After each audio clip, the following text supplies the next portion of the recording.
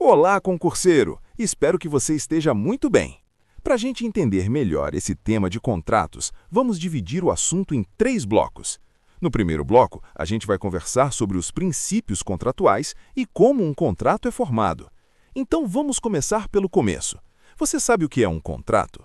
Basicamente, é um acordo entre 2 ou mais pessoas para criar, modificar ou até extinguir direitos. Mas antes de falar de regras e cláusulas, precisamos entender os princípios que guiam os contratos. O primeiro é a chamada autonomia da vontade. Isso quer dizer que as partes têm liberdade para definir as regras do contrato, contanto que não quebrem a lei, a ordem pública e os bons costumes. Imagine que você vai vender um carro. Você e a outra pessoa podem combinar o preço, a forma de pagamento e até a data de entrega. Mas tudo dentro da lei, claro. Outro princípio importante é o pacta sunt servanda, que significa que o que se combinou deve ser cumprido. Não adianta nada fechar um acordo se depois alguém não cumprir. Por exemplo, se alguém se compromete a vender um imóvel e depois desiste, está descumprindo esse princípio. Temos também a boa-fé objetiva e a função social do contrato. A boa-fé é aquele cuidado de agir de forma leal e transparente, evitando surpresas ou prejuízos para outra parte. Já a função social do contrato lembra que o acordo não deve beneficiar só quem assinou, mas também respeitar a sociedade e o interesse coletivo. Por exemplo, um contrato de fornecimento de água precisa obedecer às normas ambientais, mesmo que seja só entre empresa e cliente. Agora, vamos falar de como o contrato se forma. Tudo começa com a proposta e a aceitação. Alguém oferece algo, a outra parte aceita e pronto, temos o chamado consenso. Sem esse acordo, não existe contrato. Mas atenção, para que o contrato seja válido, as partes precisam ter capacidade legal. Isso significa que devem entender e poder assumir obrigações. Um adolescente de 15 anos, por exemplo, não pode comprar sozinho um imóvel. Outro ponto é a licitude do objeto. O contrato só vale se tiver um propósito permitido por lei. Um acordo para cometer um crime, por exemplo, é completamente nulo. E ainda existe a questão da forma do contrato. Alguns podem ser feitos apenas verbalmente, mas outros exigem documento escrito ou até registro em cartório. Um exemplo é a compra de um imóvel que precisa de escritura e registro para ser válido. No próximo bloco, a gente vai falar sobre contratos de adesão e os vícios e nulidades contratuais, mostrando exemplos do dia a dia que podem gerar dúvidas e explicando como a lei protege todo mundo envolvido. No bloco anterior, a gente conversou sobre os princípios dos contratos e como eles são formados.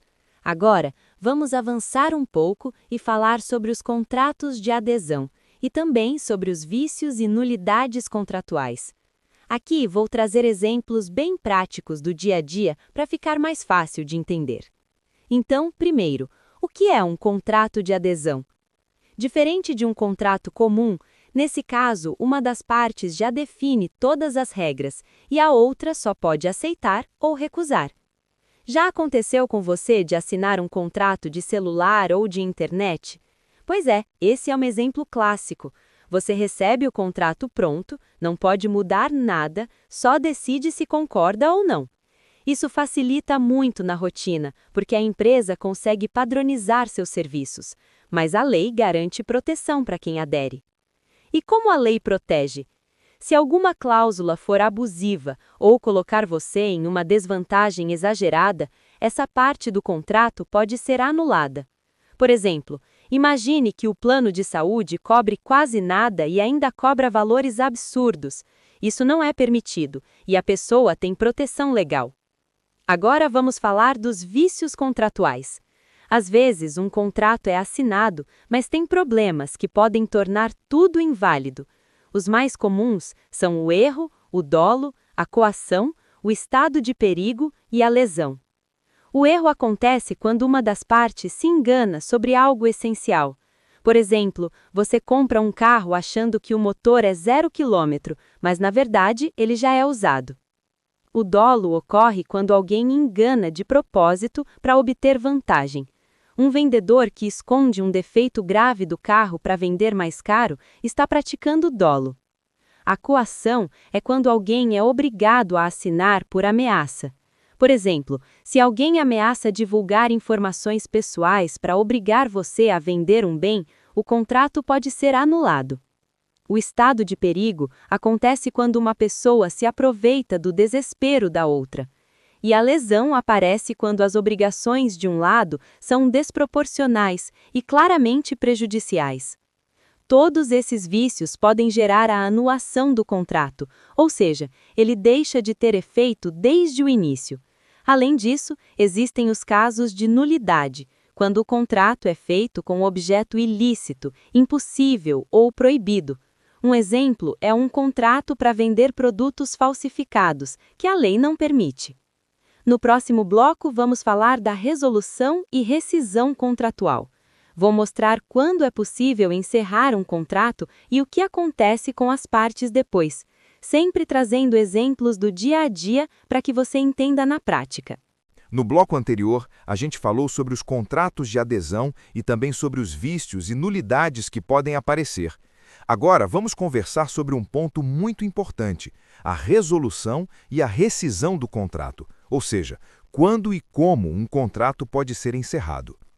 Primeiro, é legal a gente diferenciar esses dois conceitos. A resolução contratual acontece quando uma obrigação não é cumprida, e isso faz com que o contrato seja desfeito, mas sempre seguindo as regras da lei. Por exemplo, imagine que você contratou alguém para construir uma casa e a obra não é feita como combinado. Nesse caso, você pode pedir a resolução do contrato, ou seja, encerrar o acordo e buscar reparação. Já a rescisão contratual é um pouco diferente. Ela acontece quando as partes, de comum acordo, decidem encerrar o contrato antes de cumprir todas as obrigações. Por exemplo, se você alugou um apartamento e tanto você quanto o locador concordam em encerrar o contrato antes do prazo, sem culpa de nenhum dos lados, isso é uma rescisão. É importante destacar que, em ambos os casos, a lei protege as partes. Se alguém sofrer prejuízo, pode haver indenização. Por exemplo, se você encerra um contrato de prestação de serviços sem justificativa, talvez seja preciso compensar o outro lado. Existem ainda situações específicas previstas na lei. Nos contratos de consumo, por exemplo, o consumidor pode desistir dentro de prazos determinados. Em contratos de compra e venda de imóveis, é preciso seguir regras formais para rescindir, como escritura ou registro. Outro ponto fundamental é a boa-fé. As partes devem agir de forma equilibrada e justa. Por exemplo, se você contratou um serviço e o prestador não cumpriu o combinado, a boa-fé exige que você tente negociar antes de entrar na justiça, evitando conflitos desnecessários. Por fim, entender esses conceitos faz muita diferença para quem vai prestar concurso. Saber reconhecer princípios, formação, contratos de adesão, vícios e ainda entender como encerrar um contrato permite responder questões com segurança e aplicar o conteúdo na prática. Aqui terminamos mais um bloco. Até o próximo! Se gostou, inscreva-se, curta o vídeo e ative o sininho.